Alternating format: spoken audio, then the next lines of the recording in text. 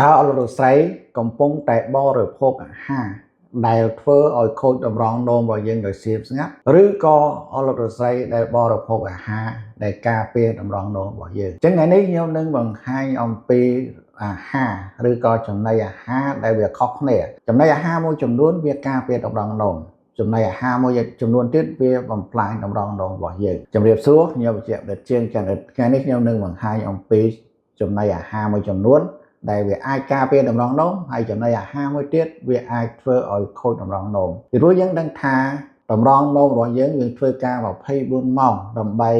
លាងសម្អាតនៅជាតិពុលចេញពីឈាមទៅតាមទឹកនោមអញ្ចឹងនៅពេលដែលយើងបរិភោគចំណីអាហារហ្នឹងគឺវាប៉ះពាល់យ៉ាងខ្លាំងឬក៏វាអាចការពារទៅតម្រងនោមរបស់យើងអញ្ចឹងហើយយើងត្រូវតែដឹងថា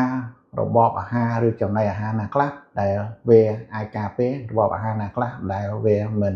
វាអាចខូចខាតតម្រងនោមឥឡូវយើងមើលចំណីអាហារដែលការពារតម្រងនោមរបស់យើងទីមួយគឺបន្លែស្រស់ឧទាហរណ៍ដូចជាស្ពៃក្តោបសសក់ឬក៏ការ៉ុតឬក៏បន្លែដែលវាស្រស់ពណ៌បៃតងដោយសារបន្លែទាំងនោះវាមានជាតិអំបិលតិចតួចហើយនឹងវាសម្បូរដោយវីតាមីនទីពីរផ្លែឈើដូចជាផ្លែប៉ោមផ្លែល្ហុងផ្លែត្របែកឬក៏ផ្លែឈើស្រស់ផ្លែឈើទាំងហ្នឹងគឺវាមានសកម្មភាពមួយគេហៅថាអង់ទីអុកស៊ីដង់គឺវាការពារកោសិការបស់តម្រងនោមទី3បានន័យថាយើងត្រូវតែបរិភោគទឹកឲ្យបានគ្រប់គ្រាន់ព្រោះថាកាលណាមានទឹកគ្រប់គ្រាន់វាជួយលាងសម្អាតនៅជាតិពុលចេញពីក្នុងខ្លួនយើងហើយនឹងវាការពារកុំឲ្យមានគ្រោះក្នុងតម្រងនោមទី4ប្រូតេអ៊ីនដែលមានសុខភាពល្អប៉ុន្តែយើងអត់ហូបប្រូតេអ៊ីនច្រើនពេកទេដែលប្រូតេអ៊ីនជាមធ្យមតែហៅដូចជាប្រូតេអ៊ីនដែលមាននៅក្នុងសាច់ត្រីក្នុងស៊ុតកាលណាយើងបរិភោគប្រូតអ៊ីនហ្នឹងបានន័យថាក្នុងកម្រិតមធ្យមបើសិនជាយើងបរិភោគប្រូតអ៊ីនច្រើនពេកវាធ្វើឲ្យតម្រងនោមរបស់យើងនេះវាធ្វើការកាន់តែច្រើនអញ្ចឹងវាអាចធ្វើឲ្យប៉ះពាល់លើតម្រងនោមរបស់យើងទី5គឺអាហារដែលមានជាតិប្រៃតិចយើងត្រូវតែបន្ថយនូវជាតិប្រៃដើម្បីគ្រប់គ្រងសម្ពាធឈាមព្រោះកាលណាវាមានជាតិប្រៃច្រើនវាធ្វើឲ្យសម្ពាធឈាមរបស់យើងកើនឡើងដែរហើយយើងនឹងថាកាលណាសម្ពាធឈាមវាកើនឡើងវាធ្វើឲ្យខូចសរសៃឈាមនៅតម្រងនោមអញ្ចឹងវាធ្វើប៉ះពាល់លើតម្រងនោមឥឡូវយើងមើលអាហារណាខ្លះដែលវាធ្វើឲ្យខូចខាតតម្រងនោមទីមួយគឺអាហារដែលមានជាតិប្រៃអាហារជាតិប្រៃដូចជាត្រីងៀតប្រហុកផ្អកចែកពោ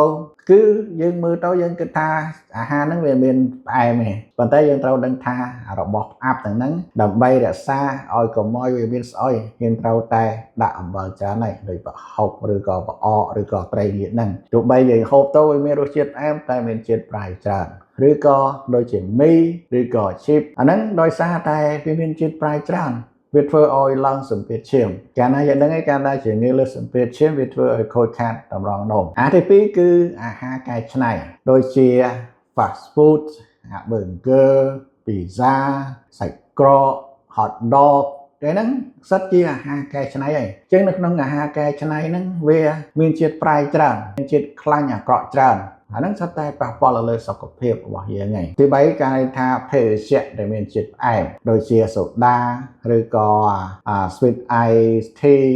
ឬក៏យើងគិតថាភេសជ្ជៈណាដែលមានជាតិផ្អែមហ្នឹងព្រោះកាលណាវាមានជាតិផ្អែមច្រើនវានឹងមានហានិភ័យនៃការជំងឺទឹកនោមផ្អែមហើយយើងដឹងថាជំងឺទឹកនោមផ្អែមគឺជាមូលហេតុទី1ដែលធ្វើឲ្យខូចតម្រងនោមហ្នឹងហើយទី3បានន័យថាខកអាហារដែលមានជាតិប្រូតអ៊ីនច្រើនពេកអញ្ចឹងកាលណាយើងហូបជាតិដែលមានប្រូតអ៊ីនច្រើនពេកគឺវាធ្វើឲ្យតម្រងនោមរបស់យើងធ្វើការខ្លាំងជាងមុនចឹងកាលណាតម្រងនោមធ្វើការខ្លាំងវាងាយនឹងខូចខាតតម្រងនោមរបស់យើងណាទី5គឺជាតិស្រាអាល់កុហុលហ្នឹង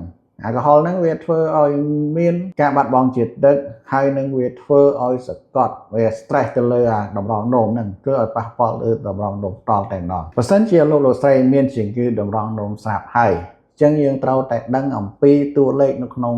ខ្លួនរបស់យើងហ្នឹងតើ GFR យើងមានប្រមាណតើកម្រិតពពួក